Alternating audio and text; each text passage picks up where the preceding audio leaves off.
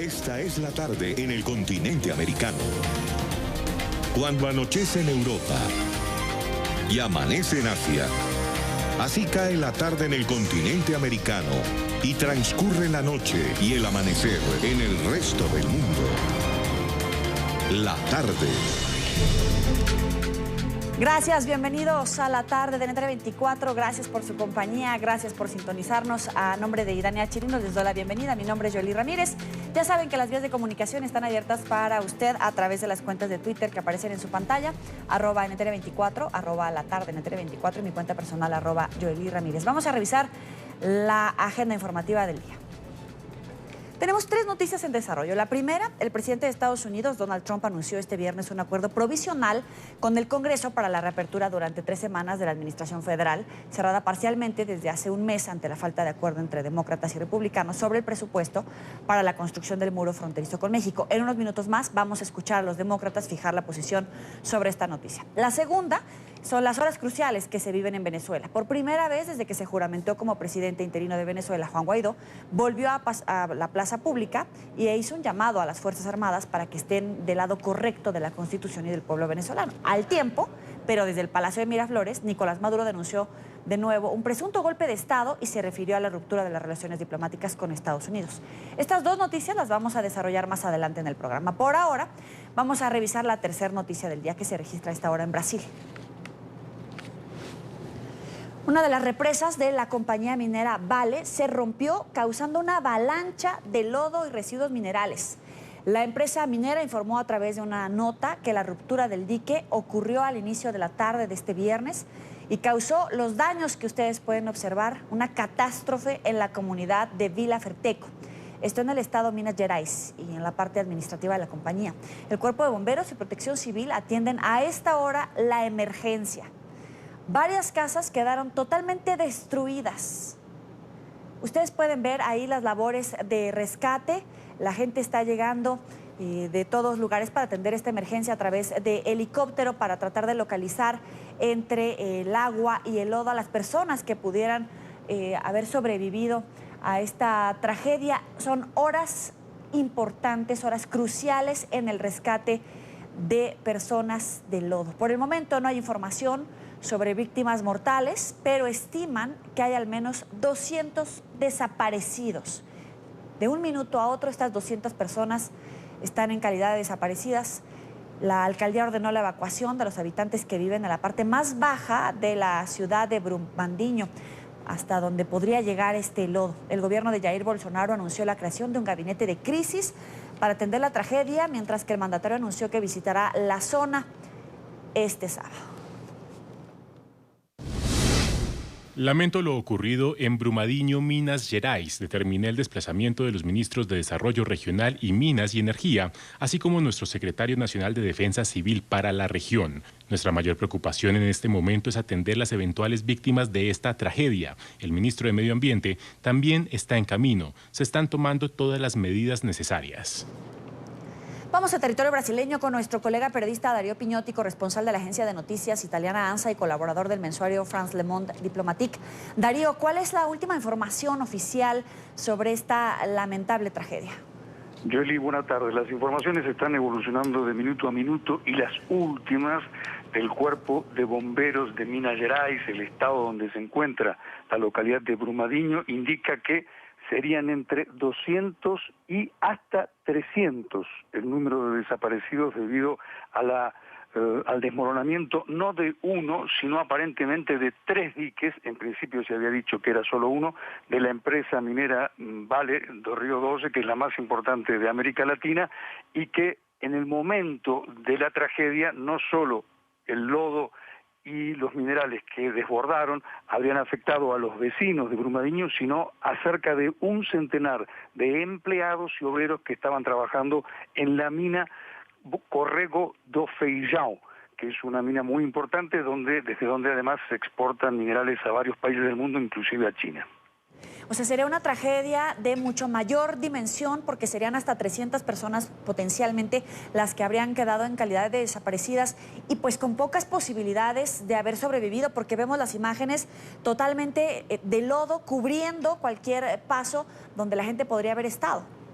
Yoli, son por lo pronto estimaciones del Cuerpo de Bomberos. Todavía ni la Presidencia de la República ni la Gobernación del Estado de Minas Gerais, un estado de la región sudeste próximo a Río de Janeiro y a San Pablo, han dado noticias oficiales. Y por el momento, por lo demás, el trabajo de los equipos de rescate y de las 6 aeronaves de los bomberos es insuficiente para dar cuenta de la magnitud de una tragedia que, además de tener semejante costo humano, puede ser una de las mayores tragedias ecológicas de la historia de Brasil. Te recuerdo que en 2015, muy próximo de Brumadinho, donde es el punto central de los hechos ocurridos hoy en la localidad de Mariana, hubo otro desborde de un dique que causó 19 víctimas fatales y comprometió el lecho de un río que desborda hasta el Atlántico, causando en aquella ocasión la mayor tragedia ecológica de la historia brasileña, por lo cual las informaciones de las próximas horas se perfilan como graves y tal vez con datos más preocupantes que los que se conocen a esta hora. Darío, tú que conoces la información de primera mano, ¿hubo una alerta que justamente dieran las autoridades para tener una prevención sobre esta potencial catástrofe de estos diques? La situación que pudo haber despertado una alerta en las autoridades para atender este tipo de emergencias, pero de manera preventiva. Esa es una de las primeras críticas que comienzan a surgir, que los vecinos de Brumadinho no fueron alertados ni siquiera por bocinas sonoras, como era el compromiso de las autoridades instalar luego de los casos de Mariana de 2015. Los relatos de algunos sobrevivientes indican que dejaron sus casas por el aviso de sus vecinos o de sus familiares al ver la onda de lodo y de minerales que venía cayendo río abajo. Brumadinho se encuentra junto a un río homónimo que obviamente desbordó y que anegó toda la región. Ahora, tomando en cuenta tu experiencia en esa zona, es una zona montañosa de explotación minera, ampliamente habitada, pero no necesariamente por construcciones que hubieran podido resistir este tipo de avalancha, o cómo es esa zona que está pegada además a un río. No sé si tenga las condiciones suficientes como para haber soportado una tragedia de esta magnitud. Lo que se puede decir provisoriamente es que las autoridades de la empresa Vale do Rio Doce y de la gobernación del estado de Minas Gerais no tomaron las medidas para prevenir esta catástrofe y mucho menos tomaron en cuenta lo ocurrido hace 4 años. Se trata de una región, sí, de montañas de relativa altitud y de el principal estado generador de minerales de Brasil, de ahí el nombre del estado, Minas Gerais, un estado que en su hora, en la época de la conquista, era un gran productor, gran generador de oro, y a esta hora, en estos años, es uno de los principales generadores, productores de fundamentalmente mineral de hierro, que en el grueso de su producción llega a China. Lo que también te puedo decir es que el primer mandatario, el presidente Jair Bolsonaro, decidió la formación de un gabinete de crisis y se espera que este sábado se traslade desde aquí, desde la capital, en Brasilia, hacia Minas Gerais, para supervisar, para sobrevolar la región y tomar medidas de auxilio inmediato. Dijo el presidente que ahora la prioridad es rescatar víctimas y asistir a los sobrevivientes. De la mayor gravedad de esta noticia en desarrollo es Darío Piñotti, corresponsal de la agencia de noticias italiana ANSA. Gracias por estar con nosotros aquí en la tarde de NTN 24. Por nada, hasta pronto. Más adelante le vamos a dar el desarrollo de esta noticia en nuestros próximos espacios en NTN 24, 5:12 de la tarde. Vamos en Venezuela, revisamos otras noticias de la agenda informativa del día.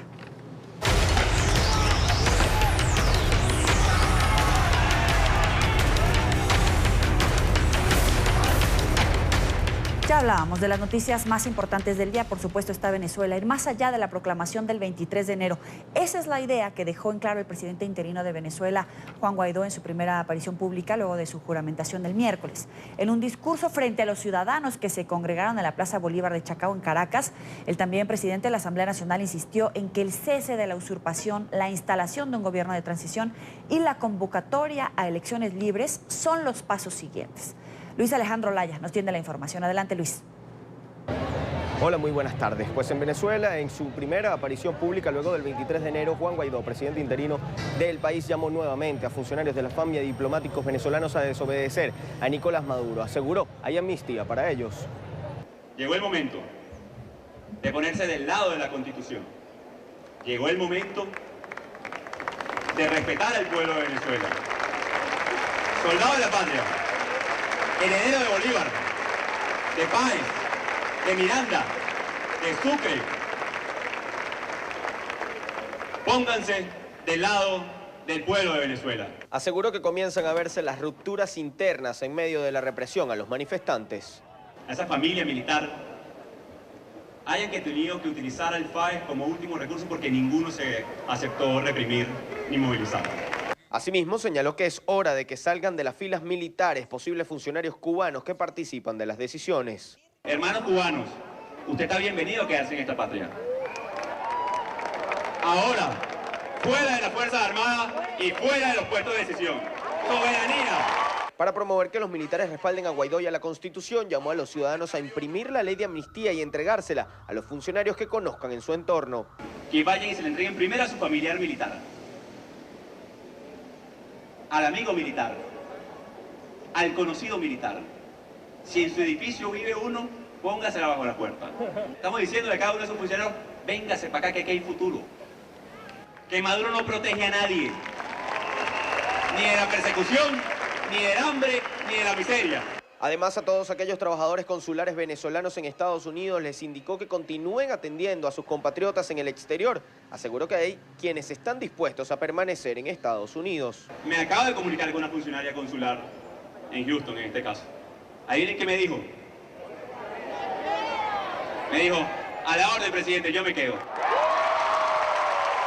Desconozcan al usurpador y sigan cumpliendo con sus funciones en esos espacios consulares y quédense. Además, agradeció el apoyo de la comunidad internacional y el reconocimiento de la gran mayoría de los países. Explicó que esto le ha dado confianza y legitimidad para tomar decisiones de gobierno. En apenas 2 días logramos lo que ellos no lograron en 6 años. Autorizar el ingreso de la ayuda humanitaria. Ya cada vez más países se suman a la petición. Indicó que el primer monto de la ayuda humanitaria es de 20 millones de dólares. Además, pedirá a los países que el dinero producto de la corrupción sea devuelto para utilizarlo en la reconstrucción del país. La disposición para el bien de Venezuela. Y ya veremos qué dicen también esas Fuerzas Armadas cuando se den cuenta que esa legitimidad, esa ilegalidad que hoy vive y usurpa el Palacio de Miraflores, no puede pagar ni la cuenta. Indicó que no tiene miedo de ser detenido, que continuará trabajando en las calles, aunque tiene claro que en Venezuela se vive una dictadura. Guaidó hizo un llamado a los ciudadanos a no dejar la calle. Indicó que continuarán haciendo actividades. Convocó para la próxima semana una gran movilización en Caracas. Asimismo, hizo un llamado a los ciudadanos para este fin de semana reunirse en asambleas, debatir la ley de amnistía y también llevar el mensaje a funcionarios militares. Desde Caracas, Venezuela, para la tarde de NTN 24, Luis Alejandro Laya. Gracias, Luis. Y al mismo tiempo, mientras Guaidó hablaba en la Plaza Bolívar de Chacao, Nicolás Maduro ofrecía una rueda de prensa en el Palacio de Miraflores, en la sede del gobierno en Caracas, frente a corresponsales extranjeros. Allí se refirió a un eventual diálogo. Dijo que a través de conversaciones con la oposición podrían llegar a acuerdos en medio de la crisis. Yo estoy comprometido con el diálogo nacional. Hoy, mañana y siempre estaré comprometido y listo para ir donde haya que ir yo personalmente. Si tengo que ir a encontrarme con este muchacho de gorrita y capucha en el Pico Humboldt a las 3 de la mañana, voy. Y Nicolás Maduro anunció esta semana la ruptura de relaciones políticas con el gobierno de Estados Unidos. Sin embargo, dijo que es admirador de la Unión Americana y que está dispuesto a mantener las relaciones comerciales con Washington. Yo soy antiimperialista, pero soy admirador de los Estados Unidos. Y quiero a los Estados Unidos. Nosotros tenemos relaciones con los Estados Unidos múltiples. Yo he roto relaciones políticas y diplomáticas con el gobierno de Donald Trump. Yo no he roto relaciones con los Estados Unidos. Nuestras relaciones con Estados Unidos continúan y van a florecer hoy más que nunca. Y para tratar este tema nos acompaña Leonardo Trecci, coordinador de Voluntad Popular para el sur de la Florida en Miami. Muy buenas tardes, gracias por estar con nosotros. Hola, ¿cómo estás? Muchas gracias por la invitación. Primero que nada, ¿qué valoración haces de esta decisión del gobierno o de la administración que todavía encabeza Nicolás Maduro en ese grupo de funcionarios que le han jurado lealtad al decir que va a cerrar las sedes diplomáticas de Venezuela a los Estados Unidos. ¿En qué condiciones quedan los venezolanos? Bueno, yo creo que lo principal es que los funcionarios que están en cada uno de los consulados y las embajadas aquí en los Estados Unidos deben tomar una decisión urgente sobre si se van a poner del lado constitucional del presidente Juan Guaidó o del lado de la usurpación del poder que representa hoy Nicolás Maduro. Ahí permíteme que te corrija, pero yo creo que no se le puede llamar a Maduro administración. Realmente es una persona que tomó por la fuerza, de manera ilegítima, el poder a través de unas elecciones que no cumplieron con los estándares internacionales, y así lo identifica gran parte del mundo. Cada vez son más los países que se están sumando a este llamado a que haya una transición en Venezuela, y bueno, pienso que el presidente Guaidó ha sido muy enfático en decirles a todos estos personal administrativo y consular de los Estados Unidos que no abandonen sus cargos, que no dejen desasistidos a los venezolanos, que se plieguen a la Constitución y a su nuevo mandato. El expresidente, quien fue presidente hasta el 10 de enero de este año, Maduro, no tiene ningún tipo de poder sobre el personal administrativo de las embajadas. Y estando aquí en suelo de Estados Unidos y con el apoyo del presidente Donald Trump y con el apoyo bipartidista del Senado en relación a la protección de ese personal administrativo, creo que lo más inteligente que pueden hacer es no abandonar sus cargos. Más allá de lo inteligente o no que pueden hacer, ¿has tenido contacto con este personal de la diplomacia venezolana, de los funcionarios de a pie que trabajan en esas sedes diplomáticas para tentar el terreno y saber qué es lo que van a hacer? Porque al final pues es una sede diplomática, una representación de un país en territorio estadounidense, y en medio de eso hay miles de personas que pueden resultar afectadas. Sí, bueno, no olvidemos que el consulado, por ejemplo, aquí en el sur de la Florida entró en funcionamiento para el año pasado, ¿no? Y en un funcionamiento, digamos, medio. Un venezolano que asiste a una sede consular, no solo aquí en el sur de la Florida, sino en cualquier parte de los Estados Unidos, está imposibilitado de, por ejemplo, sacar una partida de nacimiento.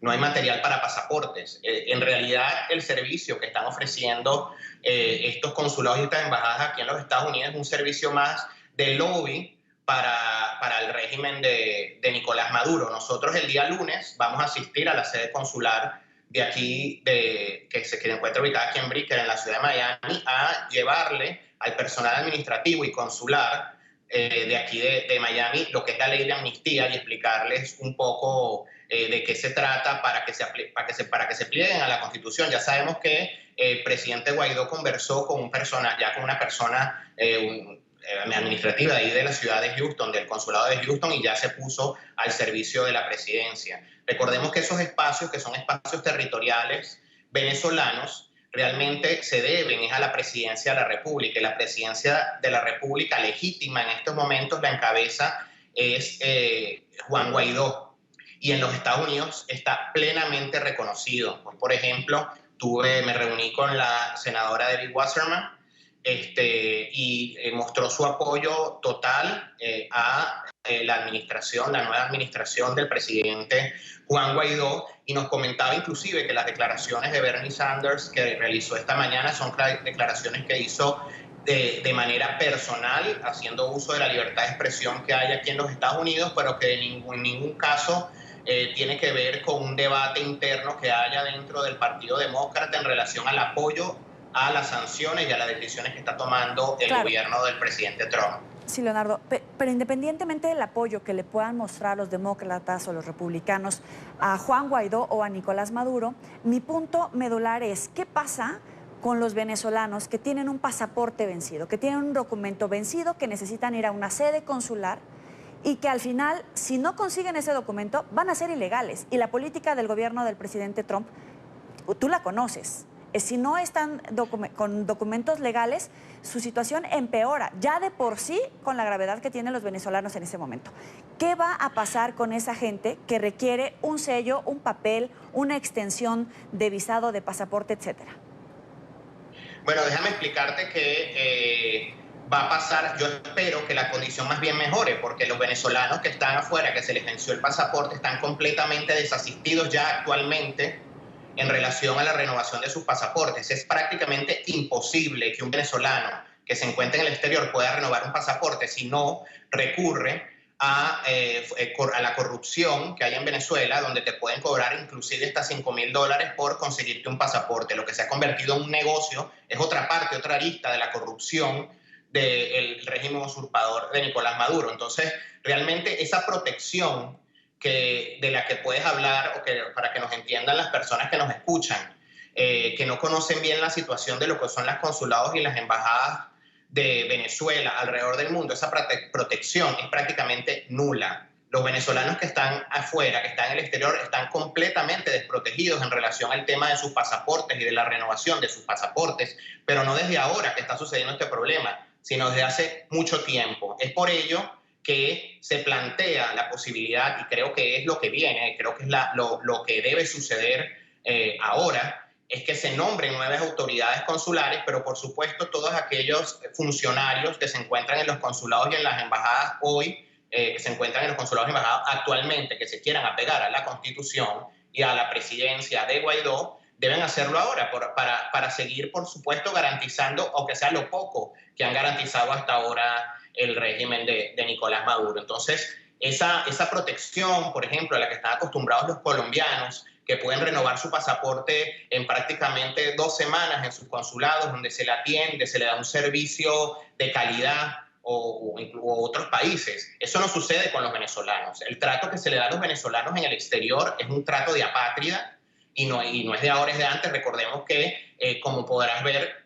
Nicolás Maduro decide retirar, poner consulados. Chávez también lo hizo aquí en la ciudad de Miami, sin importarle realmente qué es lo que le sucede al ciudadano que está afuera. Yo creo que los venezolanos que estamos en la diáspora, que estamos en el exterior, entendemos perfectamente en estos momentos que la situación del país está por encima de las situaciones personales y vamos a presionar para que todas las autoridades y las personas que se encuentran y funcionarios que se encuentran hoy en día en administración, en estas embajadas y estos consulados, se pongan del lado de la Constitución. Aquí, por ejemplo, en el sur de la Florida, podríamos hacer un llamado a la cónsul Ana Carolina Gómez, al agregado consular Humberto López, a la jefe de la misión Jessica María López y a Scarlett Salazar Quiroz, quien también es cónsula, que se pongan del lado de la Constitución, del lado de la Presidencia de la República, y nosotros los vamos a recibir con los brazos abiertos para que sigan haciendo su trabajo. Claro, pero Leonardo, no pero ustedes les van a hacer le van a hacer este llamado.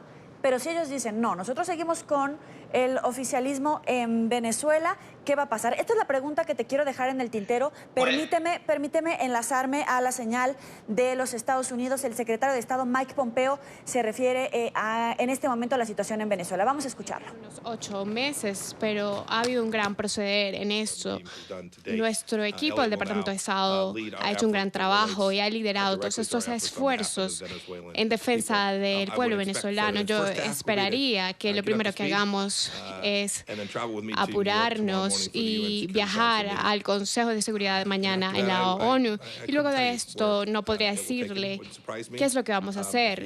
Lo que me sorprendería es que realicemos otro viaje a la región, pero esto va a ser dirigido en los esfuerzos para asistir al pueblo venezolano. Y en cuanto a los fondos en el extranjero, nos vamos a reunir para hablar cómo vamos a anticipar, y el presidente Juan Guaidó va a tener todo el apoyo que necesita para restablecer esta situación. En los países que no han reconocido a Juan Guaidó como presidente están México y Uruguay, y ambos países han ofrecido su diplomacia en orden para ayudar a esta crisis. ¿Está trabajando Estados Unidos pensando trabajar con ellos? ¿O cuál es la posición del Departamento de Estado con esos dos países? Bueno, yo creo que esos dos países deben reconocer al líder constitucional en Venezuela. Esto es lo que los Estados Unidos ha concluido que Juan Guaidó es. Nosotros pensamos que todos los países deben reconocer la constitución venezolana y las demandas del pueblo venezolano. Así que en México y Uruguay nosotros esperamos trabajar con ellos, pero en realidad lo que esperamos es tener una elección libre con las voces del pueblo venezolano que han estado sufriendo por esta crisis humanitaria. En Colombia, más de 1 millón de refugiados ha huido del régimen de Nicolás Maduro, así que tratamos de trabajar con todas las naciones para conseguir que estos países tomen pasos para ayudar al pueblo venezolano y no apoyar esta dictadura cruel que ha causado tanto dolor al pueblo venezolano.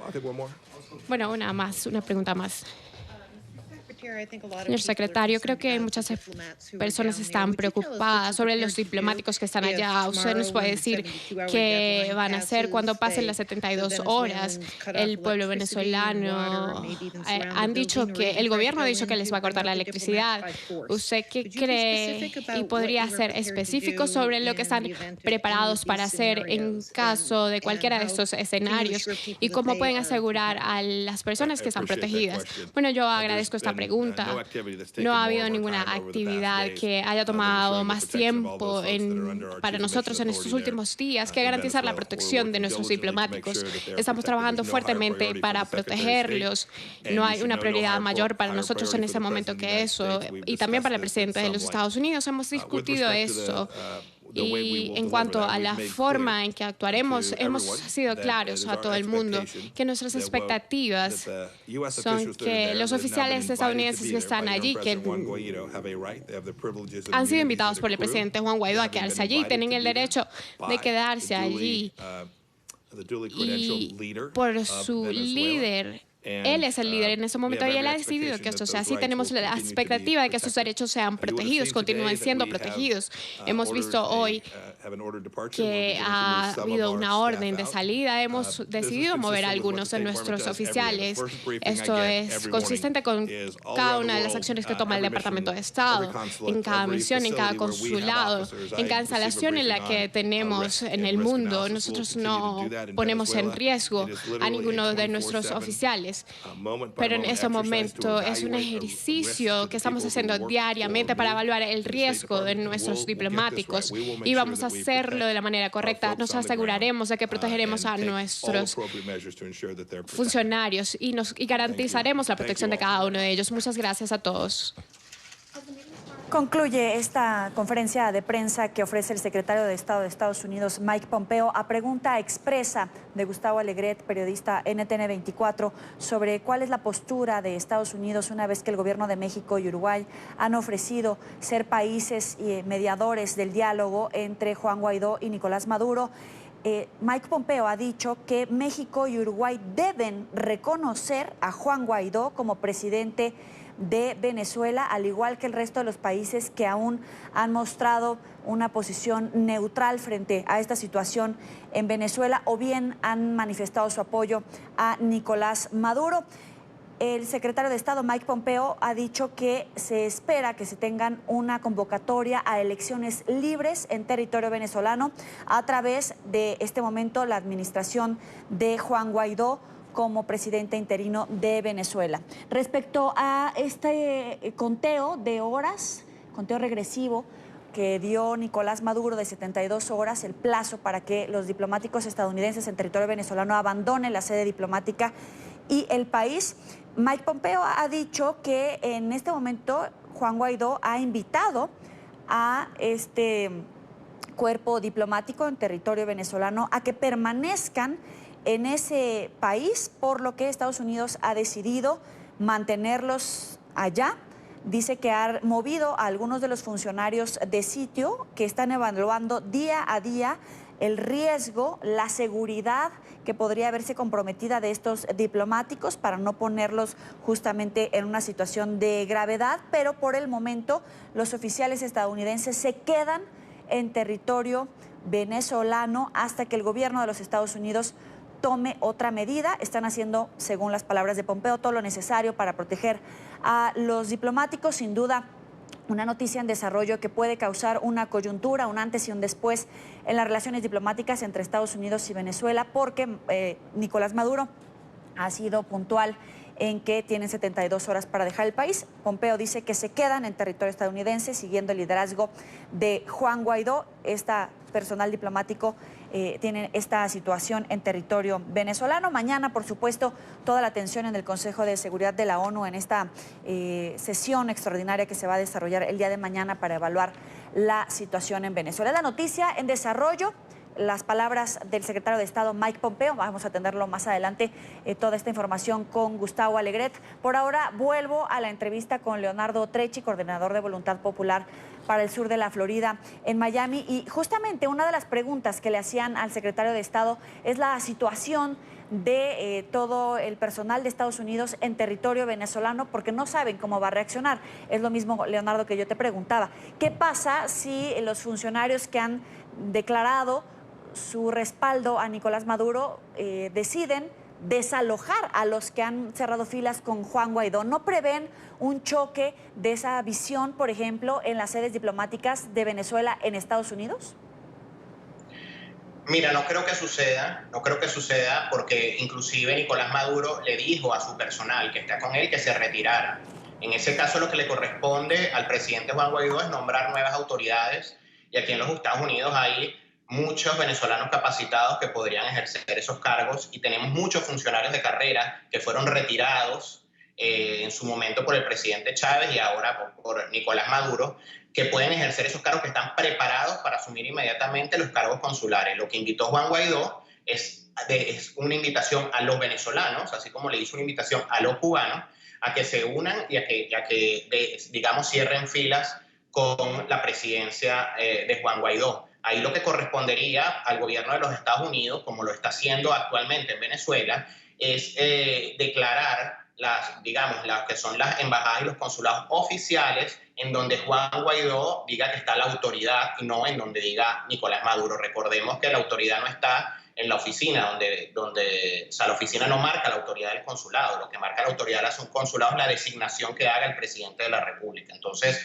en sí, lo que está buscando el presidente Juan Guaidó es, precisamente a esos funcionarios que todavía están ahí, que tienen muchos años trabajando en las embajadas y los consulados y que simplemente le han puesto por encima a cónsules y vicecónsules y encargados, que son prácticamente adeptos del partido de gobierno o del partido del usurpador Nicolás Maduro, que hagan lo que tengan que hacer. Si se quieren regresar a Venezuela, que se regresen, y pues le corresponderá, y creo que eso es lo que viene más adelante, al presidente Juan Guaidó nombrar las nuevas autoridades en todos los consulados, no solo de Estados Unidos, sino de todos los países que lo apoyan, que son ahora la gran parte de los países del mundo, ¿no?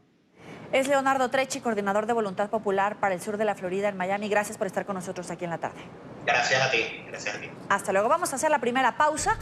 Los invito a seguirnos en las cuentas de Twitter, las tienen en su pantalla, @NTR24, @NTR24B, mi cuenta personal, @Yoli Ramírez. Al regreso, el presidente de Estados Unidos anunció que promulgará una ley para reabrir la administración federal por 3 semanas. Ya volvemos.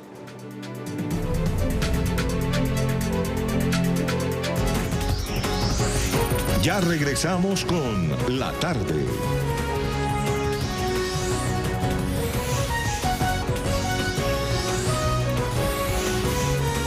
Continuamos con La Tarde. Avanzamos con la agenda. El presidente de Estados Unidos anunció la promulgación de una ley para reabrir el gobierno federal al menos por 3 semanas. En ese lapso, una comisión bicameral trabajaría en una iniciativa definitiva. La seguridad fronteriza para Trump no es un asunto negociable. Emiliana Molina, periodista en NTR24 en Washington, tiene la información. Adelante. Hola, ¿qué tal? Muy buenas tardes. Así es, pues con unas breves declaraciones desde la Casa Blanca, el presidente estadounidense Donald Trump le pone fin al cierre parcial de la administración más largo de la historia en Estados Unidos, que inició el pasado 22 de diciembre, donde hemos visto a más de 800,000 empleados federales trabajar de manera gratuita o estar suspendidos de sus trabajos. Sin embargo, en este caso, al presidente estadounidense le tocó ceder ante los demócratas, pues estos no le dieron los más de $5,000 millones para construir la barrera entre México y Estados Unidos. Sin embargo, Trump les reiteró que tienen 3 semanas para continuar negociando la seguridad fronteriza, que según él está bastante dañada aquí en Estados Unidos y que somos la burla del resto del mundo.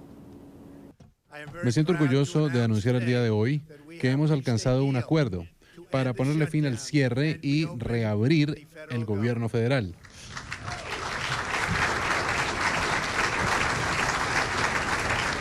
Como todo el mundo sabe, tengo una alternativa muy poderosa, pero no quise utilizarla en este momento. Espero que no sea necesaria. Las declaraciones del presidente estadounidense llegan horas después de que la Agencia Federal de Aviación anunció que algunos empleados de los aeropuertos se estaban llamando enfermos y no estaban llegando a sus trabajos, lo cual ocasionó que ciertos aeropuertos como La Guardia cancelaran algunos vuelos por más de 45 minutos, causando grandes pérdidas en la economía estadounidense. Mientras tanto, los demócratas, si bien aseguran que están de acuerdo con brindar más fondos para la seguridad en la frontera, no están de acuerdo con los $5.000 millones solamente para construir el muro. Una vez que el presidente haya firmado la resolución de continuidad en el Congreso, nos vamos a remangar y trataremos de encontrar un acuerdo sobre seguridad fronteriza. No estamos de acuerdo en algunos de los específicos. Los demócratas están firmemente en contra del muro, pero estamos de acuerdo en muchas cosas, como la necesidad de inspección de drogas, tecnología, ayuda humanitaria, fortalecer la seguridad en los puertos de entrada, y eso es positivo para encontrar un acuerdo eventual, el hecho que tengamos tantos puntos donde estamos de acuerdo. Y si bien esta es una buena noticia para miles de empleados federales que no estaban recibiendo compensación por su trabajo acá en Estados Unidos, pues algunos expertos aseguran que esto también es parte de la estrategia de la Casa Blanca para intentar quitarle atención al caso del día de hoy de Roger Stone, el ex asesor del mandatario estadounidense Donald Trump, que fue arrestado esta mañana en Florida y acusado de al menos 7 delitos, entre estos obstrucción y manipulación de testigos. Estamos en Washington, Emiliana Molina, regreso al Centro Internacional de Noticias. Gracias, Emiliana. Para hablar de este tema, hacemos contacto desde Washington con Brett Bruen, analista político. Gracias por estar con nosotros, siempre un gusto saludarte. Un placer. Explícame algo, ¿es una batalla ganada para los demócratas, pero ¿y la guerra? No, yo creo que es una pérdida importante para el presidente Trump, que lo que hemos visto hoy fue de verdad una victoria para los demócratas y con consecuencias que van a durar por los próximos 2 años, no solamente en términos de gobernar el país, pero además en términos políticos, porque ya comenzamos la campaña presidencial. Claro, pero ahora el presidente ha dicho, por estas 3 semanas se reabre el gobierno. También los demócratas están capitalizando esta negociación para esos 800,000 funcionarios que no habían cobrado sueldos y que a partir de este acuerdo que ha obligado al presidente Trump a salir a decir que se reabre el gobierno por estas 3 semanas, ¿ese capital político lo pueden cobrar los demócratas frente a ese potencial electorado? Sí, yo creo que sí, porque aun si por ahora el gobierno se abre solamente por 3 semanas, en realidad lo que vimos hoy fue una batalla ganada por Nancy Pelosi y Chuck Schumer, los líderes demócratas, y eso establece un precedente importante en la política y cómo van a gobernar con Trump por los próximos 2 años. Y además, en los primeros 2 años de la presidencia de Trump, no vimos que Trump reconoció sus pérdidas, reconoció los problemas, y hoy vimos claramente, sin duda, que él aceptó una pérdida sin un céntimo para su muro. Pero en 3 semanas, ¿podría declararse un shutdown como amenazaba el presidente Trump o no existe esa posibilidad? Es poco probable, porque el daño que hizo este cierre del gobierno a los republicanos y a Trump en particular ha sido muy duro. Yo creo que ellos no van a querer volver en este camino, sino van a buscar una alternativa, probablemente van a tener como una comisión para estudiar temas de la frontera, pero en mi opinión, Trump no va a cerrar el gobierno otra vez. Él ha aprendido de esta experiencia dura. Claro, pero hoy por hoy, por ejemplo, ¿hay espacio todavía para renegociar el presupuesto para el muro fronterizo? ¿No es demasiado temprano para decir el muro ya está despedido, no se va a construir? Yo creo que vamos a hablar de seguridad para la frontera. Podría ser tecnología, podría ser más policía en la frontera, más jueces en las cortes, pero no van a dar ni un céntimo, en mi opinión, los demócratas a Trump, porque ya tienen la ventaja de esta batalla de más de un mes y no necesitan darle este dinero para el muro.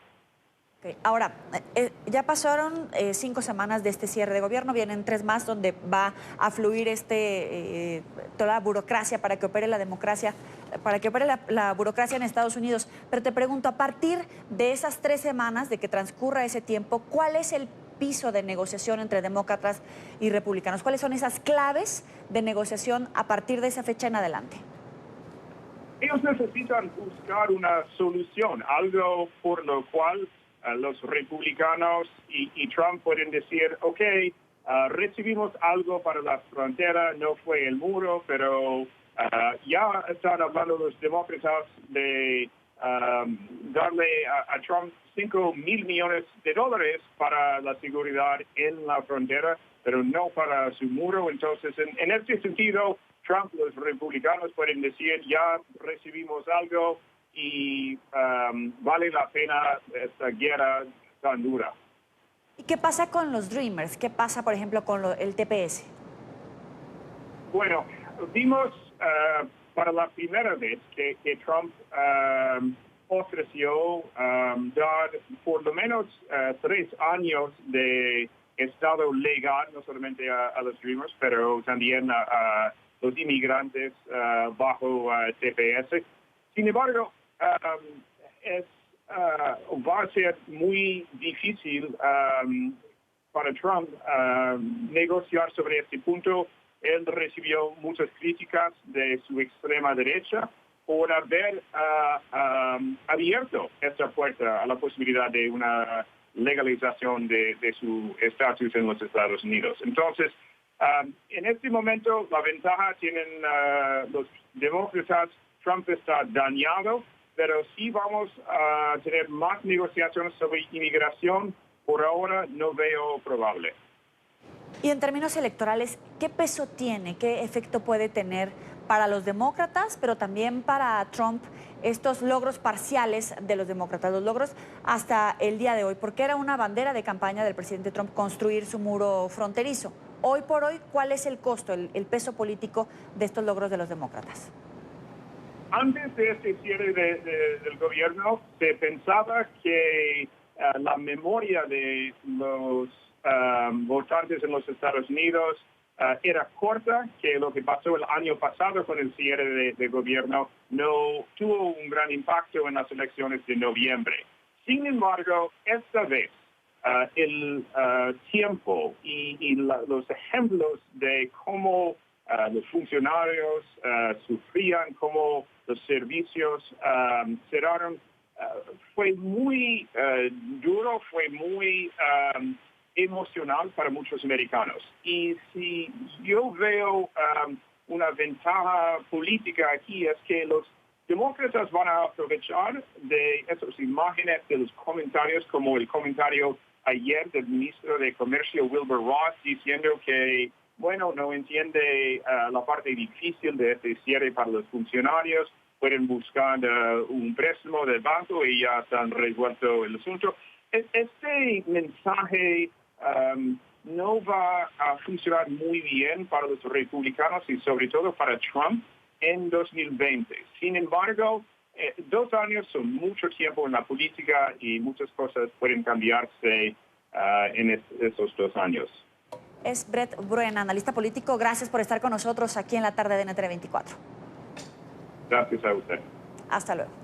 Vamos a una pausa aquí en la tarde. Al volver, el Papa inicia su recorrido hacia la explanada en la que va a inaugurar en solo minutos el Via Crucis, que se lleva a cabo en el contexto de la Jornada Mundial de la Juventud. En NTN 24 está haciendo un cubrimiento especial de esta noticia, de esta viaje pastoral que hace el Papa Francisco a territorio panameño. Ya volvemos.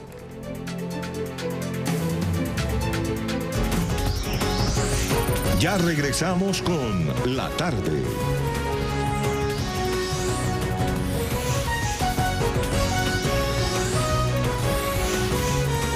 Continuamos con La Tarde.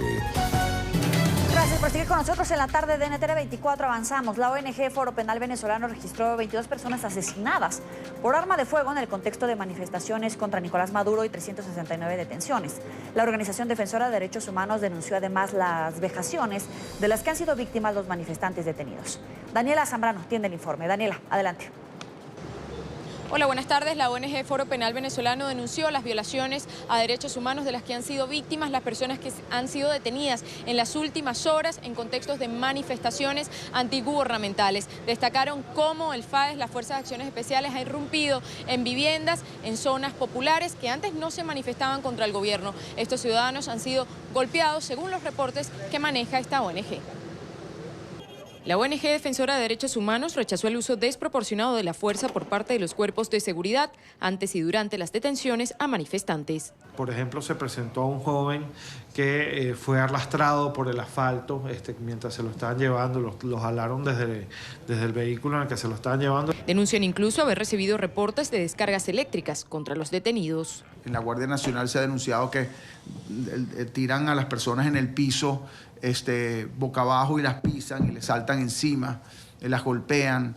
Hay denuncias de uso de descargas eléctricas contra personas. A diferencia del Observatorio de Conflictividad Social, que cifró en 26 las muertes en el contexto de manifestaciones antigubernamentales, el Foro Penal solo ha podido confirmar 22, todas por impactos de bala.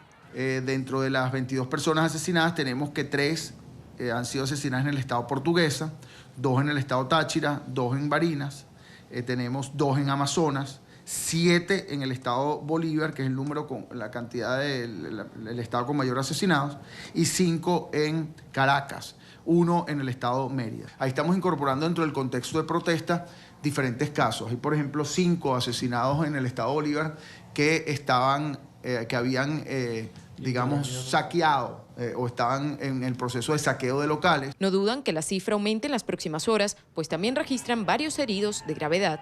En este momento es pronto para determinar si ciertamente se trató de la acción de un cuerpo de represión, de un cuerpo de seguridad formal o de los colectivos o de personas que son estos cuerpos de represión informales de los que también se vale el Estado. Lo importante es que en cualquiera de los dos casos se trata de una violación grave de los derechos humanos.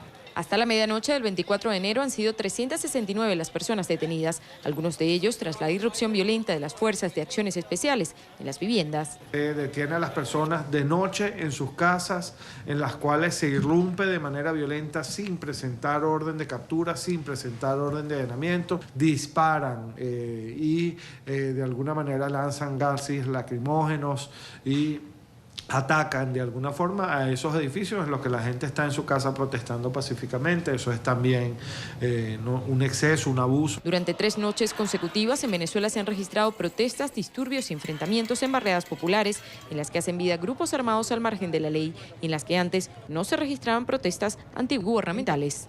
El Foro Penal Venezolano no duda que estas cifras pueden aumentar con el paso de las horas, pues constantemente están recibiendo reportes, no solo en Caracas, sino en el interior del país. En la información que tenemos desde Caracas, volvemos al estudio. Gracias, Daniela. Y en medio de la tensión política y la arremetida oficialista contra todo el que piense distinto, quedan los medios. Ya lo decíamos ayer, aquí en el programa La Tarde se han reportado amenazas a medios que transmitían información sobre Juan Guaidó. Incluso algunas estaciones de televisión regionales fueron sacadas del aire. Para hablar sobre este tema, hacemos contacto desde Washington con Edison Lanza, relator especial para la libertad de expresión de la CIDH. Gracias por estar con nosotros. Un gusto. Buenas tardes. Buenas tardes. El hecho de que la CONATEL estuviera amenazando a los medios de comunicación que lleguen a transmitir solamente el apellido de Guaidó, Juan Guaidó, representa per se una violación a los derechos humanos, por ejemplo, como el acceso a la información de la gente, pero también a la libertad de prensa? Sí, por supuesto, la Convención Americana es muy clara, la censura previa está prohibida en forma terminante y obviamente que justamente el regulador de los medios de comunicación llame a los medios de comunicación para prohibir el uso de determinadas expresiones, palabras o de nombrar a personas, como en este caso a Guaidó, me parece claramente un acto de censura, ¿no? Sobre todo en el contexto de Venezuela, donde justamente en los últimos 2 años hemos documentado más de 40 revocaciones y cierres de licencias de frecuencias de radio, para ser entregadas justamente a personas afines al régimen. Por lo tanto, el hecho de estar bajo un contexto de presión y que haya una llamada de esta naturaleza, evidentemente constituyen actos de censura directa o indirecta, como quieran conceptualizarlo, pero sin duda que lo son. Y de hecho, las organizaciones que están reportando en temas de libertad de expresión desde Venezuela nos han indicado que los venezolanos, a través de los medios locales o nacionales, prácticamente no han podido tener cobertura de los episodios de notorio interés público que conmueven a Venezuela y al mundo, lo cual es un contrasentido, incluso en comparación con denuncias anteriores que había hecho gobiernos venezolanos anteriores, digamos, de que hubo un apagón mediático durante el golpe de Estado a Chávez. En este caso, el régimen de Maduro está impidiendo que los propios venezolanos puedan acceder a información central sobre lo que pasa con temas que obviamente son de la mayor importancia nacional e internacional. ¿Usted observa que se está tratando de asfixiar la libertad de expresión, la libertad de prensa? Porque incluso antes de las protestas masivas de que Juan Guaidó se declarara presidente interino de Venezuela, había habido varios organismos internacionales que le hacían un llamado a Nicolás Maduro para evitar actos de censura, de represión contra reporteros, contra medios de comunicación, pero hoy por hoy la situación es esta, la que usted nos está comentando. ¿Hay un intento, un esfuerzo por asfixiar estas libertades? Yo diría, más que un esfuerzo, hay acciones sistemáticas, ¿no? Es todo el aparato del Estado puesto para justamente violar distintos derechos humanos, entre ellos la libertad de expresión, como lo ha dicho hoy en un comunicado la propia Comisión Interamericana. Y además quiero recordar que esta situación, digamos, de deterioro, de las restricciones a la libertad de expresión, no es de la última semana, sino que en el caso de Venezuela viene siendo denunciada por la Relatoría y la propia Comisión Interamericana de muchos años atrás, con el agravamiento en estos últimos años, ya con decisiones no sofisticadas o indirectas o discutibles, sino ya con acciones directas de represión y de censura, ya sea represión a la protesta, la salida de los canales cables de NTN 24, CNN y otros canales, la expulsión de corresponsales extranjeros que quieren cubrir la situación política en Venezuela, el cierre de emisoras, la apertura de denuncias penales por delitos que pueden llevar a la cárcel a periodistas que investigan corrupción o que son críticos o que son independientes simplemente durante varios años, la prisión arbitraria de periodistas que hubo ya en Venezuela y que denunció la Comisión Interamericana de Derechos Humanos. Ahora también episodios que están documentando organizaciones expertas en derechos digitales de Internet, interrupciones en la Internet en los momentos de manifestaciones, de protestas, que le impiden a los manifestantes y a las personas que quieren seguir los acontecimientos a través de las redes sociales, que prácticamente es el único espacio, digamos, no controlado por el gobierno que queda en Venezuela, en forma permanente. Por lo tanto, el cuadro es gravísimo y yo diría de violación sistemática a la libertad de expresión. Una amenaza letal contra los medios no oficialistas, incluso usted mencionaba ahorita los digitales, pero es una amenaza letal contra todo aquel que no difunda, que no divulgue la información oficialista. Sí, yo diría todo esto que hemos mencionado forma parte de un elemento central de la democracia, ¿no? Y están estos elementos íntimamente vinculados, como lo dice la Carta Democrática de la OEA, y por eso se ha concluido que no hay democracia en Venezuela en estos instantes, ¿no? Y la falta justamente de libertad de expresión, de elecciones libres y justas, del respeto al derecho de asociación, reunión. Hay un momento, y en momentos tan críticos como que todos los derechos están entrelazados, son interdependientes, ¿no? Como lo ha establecido el propio Sistema Interamericano de Derechos Humanos, y por lo tanto, digamos, son todas acciones para tratar de justamente reprimir, controlar el discurso y demás. No quiero olvidarme, digamos, que hay presos políticos por expresar opinión en Venezuela, ¿no? Tanto algunos periodistas como el caso, digamos, de dirigentes políticos de renombre, ¿no? Como Leopoldo López, por ejemplo, que está preso por hacer un discurso, digamos, que el gobierno o que la justicia, que está obviamente cooptada en el caso de Venezuela, consideró un acto de terrorismo sin, digamos, mayor explicación y sin conexión, digamos, con las expresiones fuertes de políticas, de un discurso político y lo que estaba pasando. Entonces, digamos, es un cuadro que se ha agravado sin solución de continuidad y por lo tanto, digamos, la supresión de libertades es absoluta. A través de, obviamente, cada vez es más difícil mantener la censura para los estados porque Internet es global, porque también las redes sociales son, obviamente, una forma de expresión masiva, individual, y por lo tanto eso es un espacio que no han podido controlar. No me quiero olvidar de que la autoproclamada Asamblea Constituyente dictó una ley denominada Ley contra el Odio, que establece penas gravísimas contra los propietarios de plataformas y contra los usuarios de Internet, digamos, por expresiones así ambiguas como incitar al odio, incitar a la inestabilidad del país, etcétera.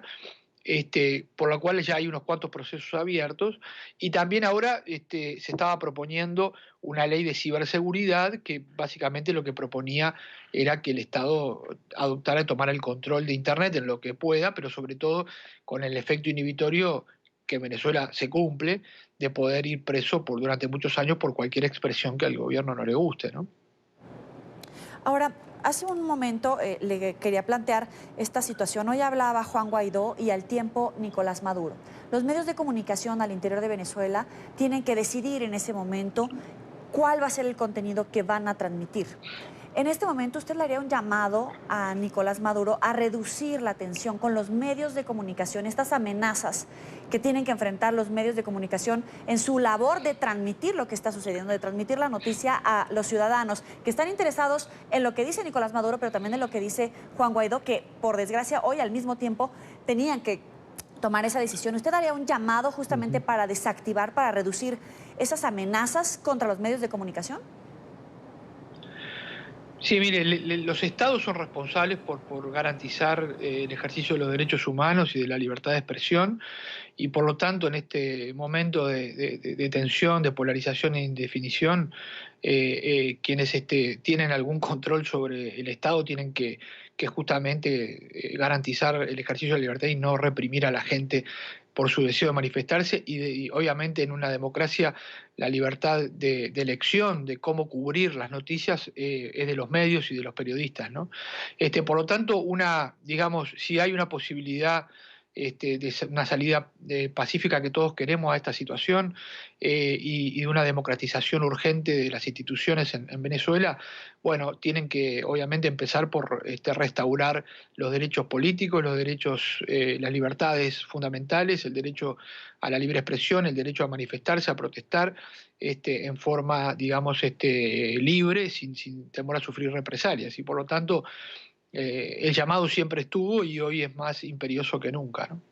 Claro, incluso a restaurar lo que usted dice, la libertad de prensa, la libertad de expresión de los medios de comunicación que como NTN24 han sido sacados del aire en territorio venezolano, pero que al final también es un proceder que mina la democracia de Venezuela.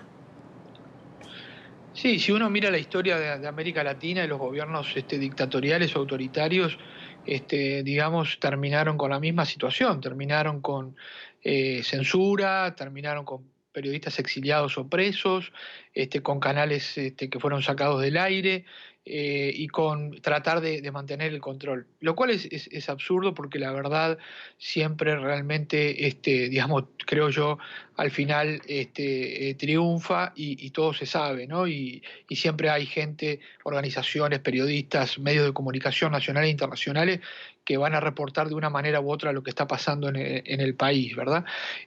Pero todo lo que aspiramos es una transición hacia la democracia. Entonces, para eso siempre en estos espacios de transición, donde la Asamblea Nacional ha incluso habilitado mecanismos transicionales o de amnistías y demás.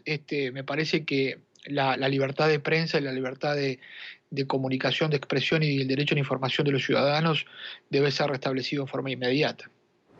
Le agradezco a Edison Lanza, relator especial para la libertad de expresión de la CIDH, por estar aquí con nosotros en la tarde. Un gusto. Hasta luego.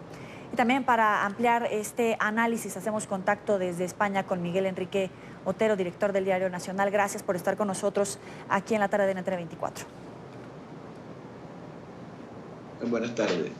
Primero que nada, Miguel, quiero preguntarle, ¿cómo es el trabajo editorial de una persona como usted, de un medio como el suyo, cuando tiene dos noticias en desarrollo? Por un lado, el discurso de Juan Guaidó y por el otro, al mismo tiempo, el de Nicolás Maduro. ¿Cómo decidir qué información tratar y cómo divulgarla? Bueno, no hay nada que decidir, porque es que en Venezuela no hay manera de transmitir la información. En Venezuela, la radio y la televisión está absoluta y totalmente silenciada. Es más, el CONATEL, que es el organismo regulador, cuando alguien nombra a Guaidó, cierran el canal o cierran la estación de radio. En cuanto a los periódicos desaparecieron, los periódicos independientes, con el suministro de papel, porque ellos atacaban a los periódicos, pero al final se dieron cuenta que la manera de que no reprodujeran las noticias era haciéndolos desaparecer, y lo hicieron desaparecer con el suministro de papel. Y las páginas web están bloqueadas permanentemente por el gobierno.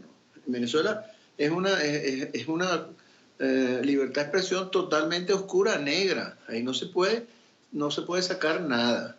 Nosotros, claro, en la web, que es lo que tenemos, y tenemos una página muy poderosa, pero se ve básicamente fuera de Venezuela. Bueno, sacamos lo de Guaidó y sacamos lo de Nicolás Maduro, sacamos las dos alocuciones. Pero hay que tener en cuenta que en Venezuela internamente la gente, si ve los medios de comunicación, solo tiene acceso a la locución de Maduro, porque la de Guaidó no existe para los medios. ¿Y cómo se pueden mantener los medios de comunicación, en este caso la web o los medios tradicionales, frente a este tipo de amenazas? Lo que usted decía, si en los medios de comunicación se pronuncia el apellido Guaidó, van a ser sacados del aire. ¿Cómo proceder frente a eso? Bueno, eso ocurre con los medios que tienen acceso al público venezolano.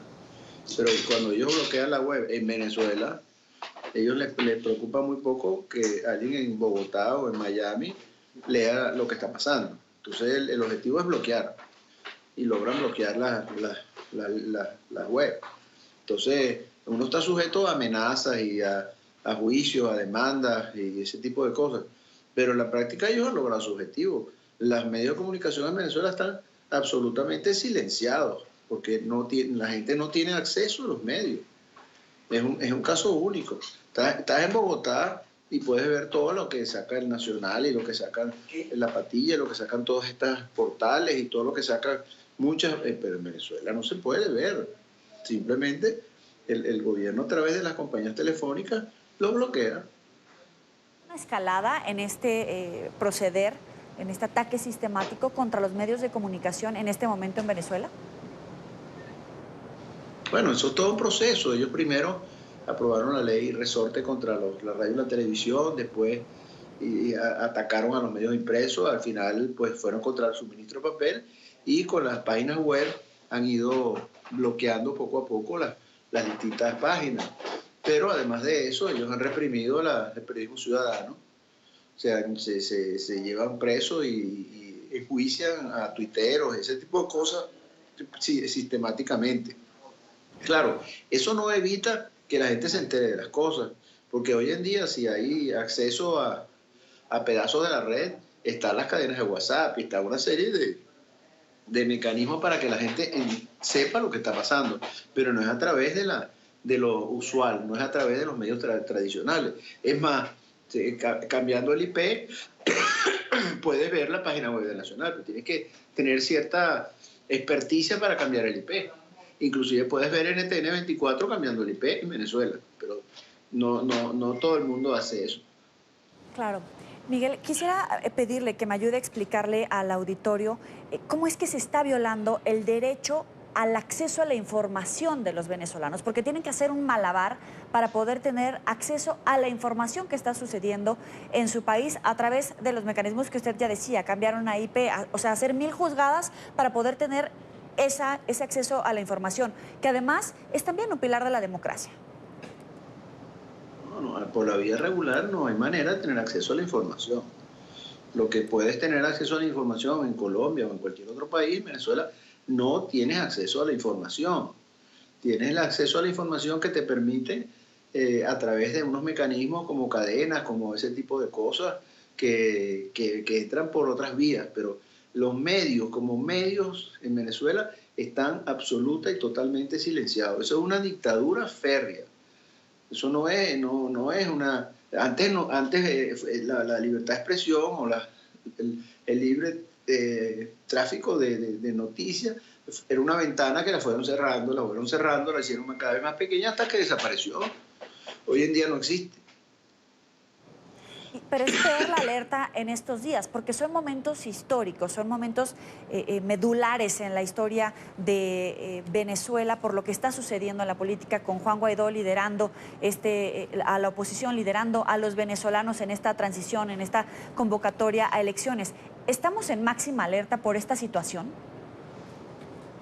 Bueno, estamos en una máxima posibilidad de cambio. Guaidó es un líder joven que no tiene vinculación como la tienen otros políticos con el pasado, y ha logrado ser el primer gran político, porque es un gran político, unitario. Él ha logrado unir la oposición en Venezuela en poquísimo tiempo. Nadie se atreve a decir nada contra Guaidó. Los que tienen celos de Guaidó, los que dicen que no les gusta Guaidó, no se atreven a decir nada. Guaidó ha logrado consolidar, unir y convertir a la oposición venezolana en un solo bloque, y además en 3 semanas. Es algo increíble. La gente piensa, esa oposición venezolana que siempre la han criticado porque siempre ha estado dividida, pues fíjense lo que pasa, de repente llega alguien y en unas circunstancias y la une toda completa, y eso ha sucedido así. ¿Y qué le dice a los colegas periodistas, a otros medios de comunicación, para evitar caer en la autocensura? Bueno, en la radio y la televisión no hay manera de no caer en la autocensura, porque en la autocensura es, si tienes un programa de radio y dices cualquier cosa, va la policía y te cierra la radio. Entonces, yo no diría que... No puedo criticar mucho a un periodista de una estación de radio. Los periodistas de prensa, bueno, se drenan por la red sabiendo que en Venezuela no lo puedes leer.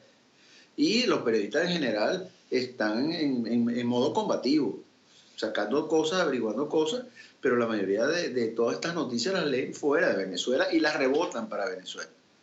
Porque hay un nivel de rebote de las noticias. O sea, nosotros tenemos, por ejemplo, el Nacional tiene unos mecanismos de newsletters y de listas de noticias que nosotros las mandamos por cadenas de WhatsApp y por otros mecanismos y regresa. Claro, quizás cuando abres el link está bloqueado, lo bloquea el gobierno, pero el título lo dice todo. Y como es el Nacional, la gente le cree. Entonces, hay mecanismos. En Venezuela la gente se está enterando de todo. Esa es la verdad. Si siguen los mecanismos que han creado los medios serios para informarle a la gente lo que está pasando. Le agradezco a Miguel Enrique Otero, director del Diario Nacional, por estar con nosotros aquí en la tarde de NTN 24. Gracias. Hasta luego. Vamos a una pausa. Ya volvemos con más. Los invito antes a que se suscriban a nuestro canal en YouTube, NTN 24. Allí podrán encontrar todo el contenido multimedia, nuestras entrevistas, reportajes y la señal en vivo. Recuerde conectarse www.youtube.com/NTN 24.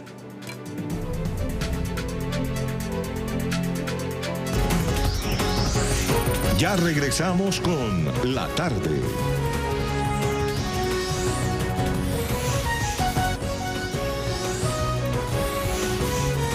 Continuamos con La Tarde. Gracias por seguir con nosotros. En la tarde avanzamos. Este viernes entraron en vigor los nuevos protocolos para tratar con los migrantes que intentan ingresar a los Estados Unidos por la frontera sur. A partir de hoy, el gobierno del presidente Donald Trump comenzará a obligar a los solicitantes de asilo a esperar en territorio mexicano mientras sus casos son procesados en tribunales de la Unión Americana.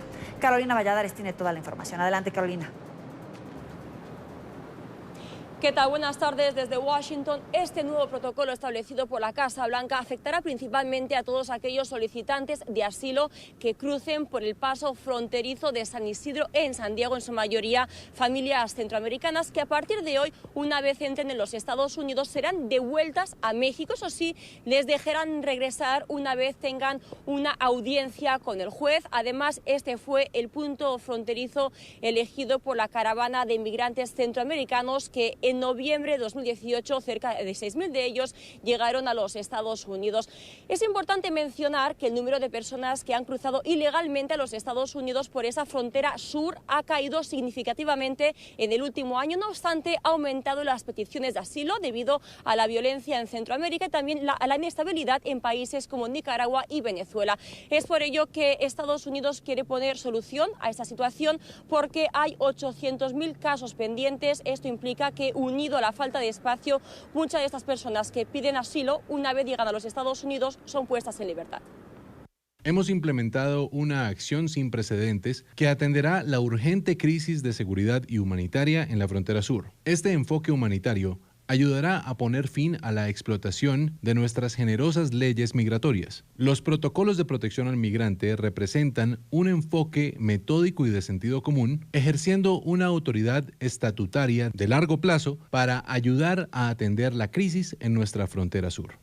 Los protocolos de protección al migrante son una acción del gobierno de los Estados Unidos donde ciertos individuos extranjeros entrando o buscando admisión a los Estados Unidos desde México, ilegalmente o sin la documentación apropiada, pueden ser regresados a México para esperar fuera de los Estados Unidos durante la duración de su procedimiento de inmigración, y donde México les ofrece todas las protecciones humanitarias durante su estadía.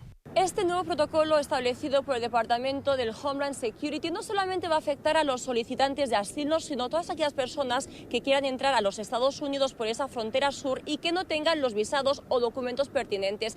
Todo ello con el objetivo de cumplir la narrativa del presidente Donald Trump, que es frenar la entrada de narcotraficantes, bandas criminales y personas que presuntamente cometen delitos en los Estados Unidos. Sin embargo, los demócratas consideran que esta es una sarta de mentiras y que aquellas personas que entran ilegalmente a los Estados Unidos, y algunos de ellos quizás cometen delitos, no lo hacen a través de puntos fronterizos en la frontera sur, sino que a través de aeropuertos. Yo vivo en la frontera, yo no voy como hizo el presidente, miró la frontera, el río así, y dijo, ya miré suficiente. Así no es la manera de hacer una decisión. Washington, D.C. está 4 o 5 veces más violente que Laredo, Texas, en la frontera. Número 1, si él dice que quiere parar las drogas, el DEA dice que la mayoría de las drogas que entran en los Estados Unidos entran por los puentes y no entre los puentes. Y por eso necesitamos que poner la tecnología, las personas en los puentes que entran a los Estados Unidos.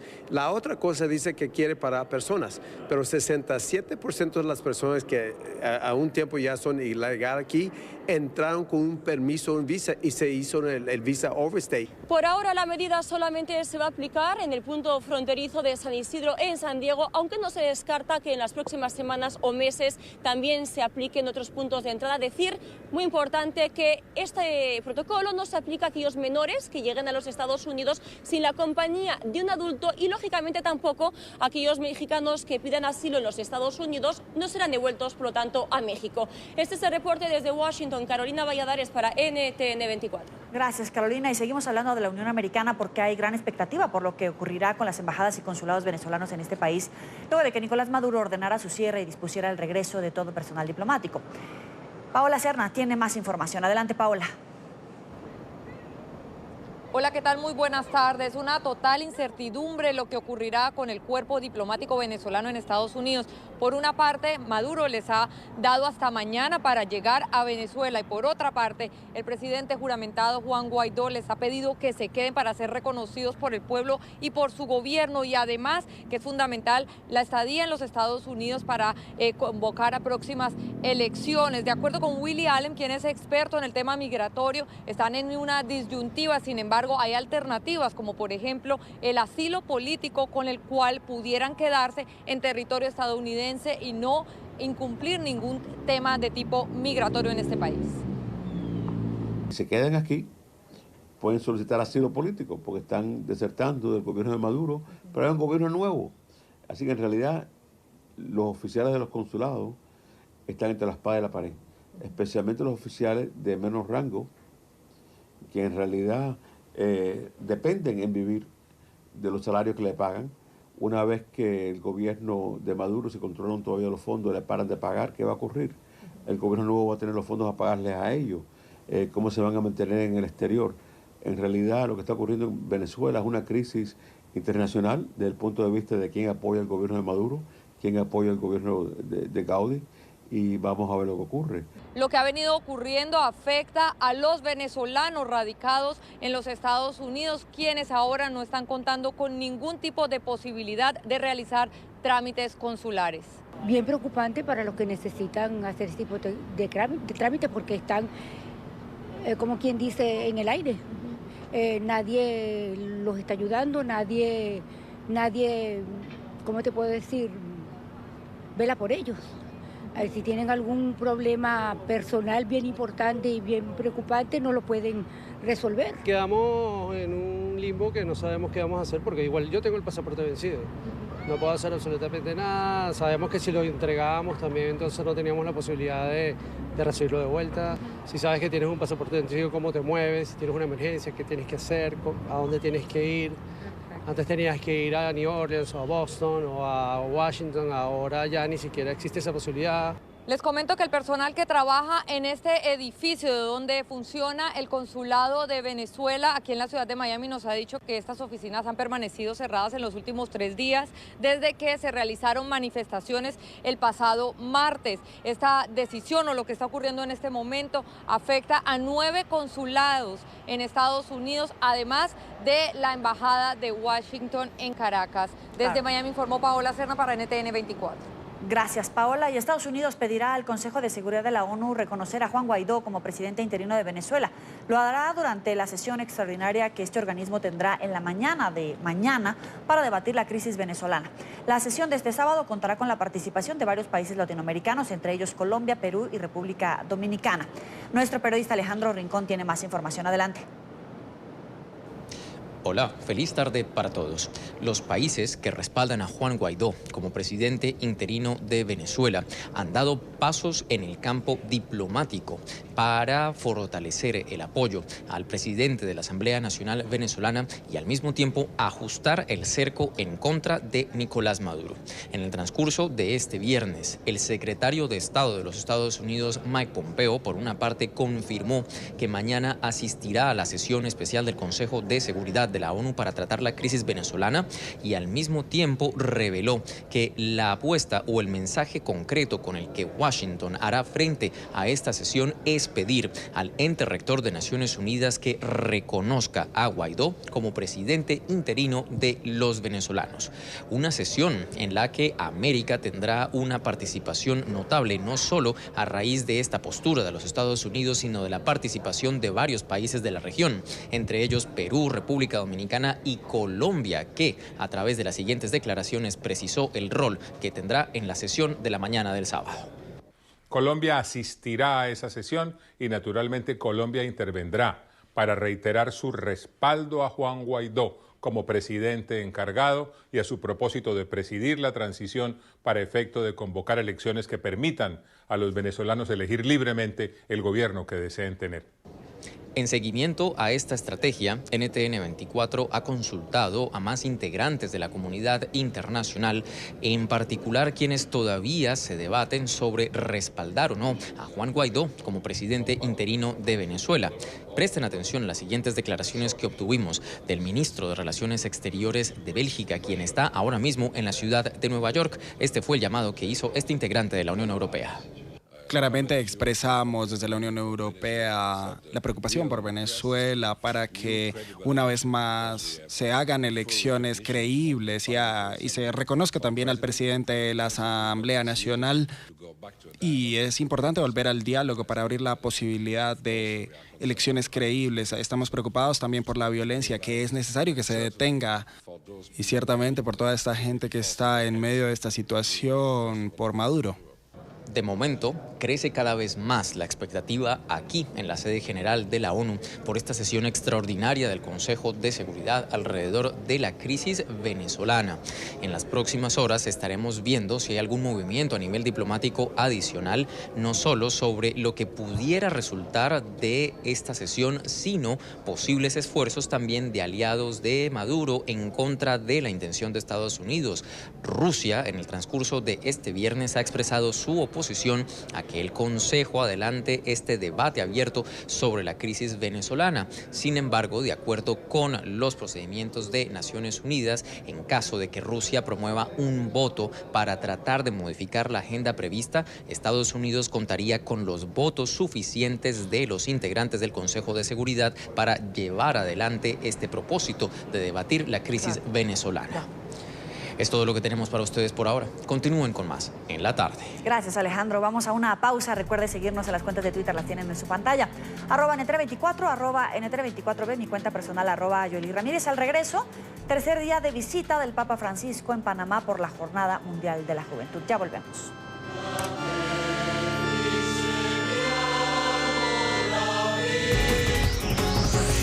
Ya regresamos con La Tarde.